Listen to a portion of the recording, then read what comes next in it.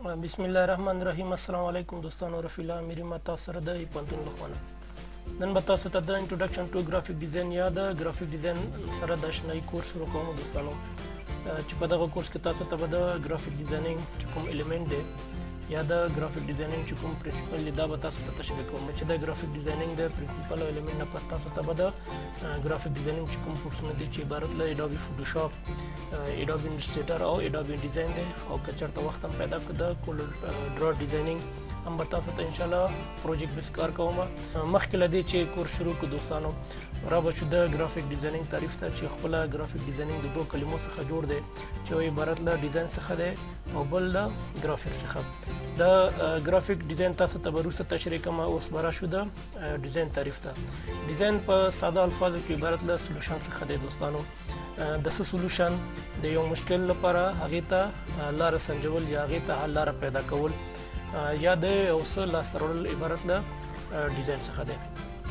د یو ښه مثال لپاره تاسو ته به د یو چوکۍ مثال راواخلم چې انسان په ځمکه باندې هم کېناستلی شي او په تیږه باندې هم، لیکن په آرام او سکون سره نه. که چېرته دغه کېناستل مونږ یو مشکل په نظر کې ونیسو دوستانو، نو انسان ته د دې کېناستلو د مشکل د حل کولو لپاره د داسې یو څیز ډیزاین ته ضرورت دی دوستانو چې تر څو انسان وکولی شي په آرام او سکون سره ورباندې کښېني، چې په نتیجه کې د ډېر فکر نه پس د چوکۍ ډیزاین منځته راغی. د ډیزاین د مثال نه پس دوستانو سره به شو د ډیزاین اقسامو ته چې په دوه برخو باندې ویشو چې عبارت له فنکشنل ډیزاین څخه دی او بل اسپریچوال ډیزاین څخه دی. چې فنکشنل ډیزاین هغه ډیزاین ته ویل کېږي چې موږ ته یو پیغام او یا یو میسج راکوي. د ښه مثال لپاره دوستانو دلته مې تاسو ته د ترافیکي د علامو څخه یو علامه راغوستې چې ډریور د دغه علامه یې په کتلو سره راسن پوهېږي چې دلته د پارکینګ اجازه زه نه لرم. بل د ډیزاین د اقسامو څخه اسپریچوال ډیزاین دی چې موږ ته خوښي رابخي، یعنې یو میسج او یا پیغام نه لري، لیکن دغه په کتلو سره موږ ته خوښي رابخي. د ښه مثال لپاره دوستانو مثال به راواخلو د رسامي مثال چې داسې خاص معنا نه لري، لیکن د هغه په کتلو سره موږ ته خوښي رابخي. بل مثال چې د دوستانو لکه سندرې او یا ویلی شو دوستانو هغه عکسونه چې داسې خاص معنا نه لري، لیکن د هغه په کتلو سره موږ ته خوښي رابخي. نو بهترین ډیزاین هغه ډیزاین دی دوستانو چې هغه هم فنکشنل وي او هم اسپریچوالي. د ډیزاین د تعریف او مثالونو نه پس را به شو د ګرافیک تعریف ته چې ګرافیک عبارت د یو هنر څخه دی چې د پوهولو لپاره د عکسونو، د خطونو او د سمبولونو په استفادې سره موږ ته یو پیغام او یا میسج راکړي.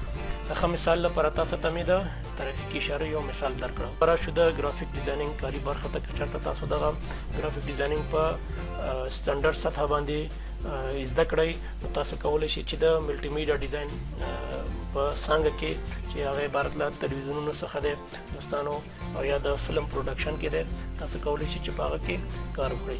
بل چې دی دوستانو برانډینګ کې تاسو کار کولی شئ. بل د ویب سایټ چې کوم یو ګرافیک ډیزاین برخه ده هغې کې هم تاسو کولی شئ چې پکې کار وکړئ. او بل د موبایل اپلیکیشن چې کوم یو انټرفیس ډیزاین دی هغه کې هم تاسو کار کولی شئ. او بل چې دی دوستانو د 3D په ډیزاین په څانګه کې هم تاسو کولی شئ چې کار وکړئ.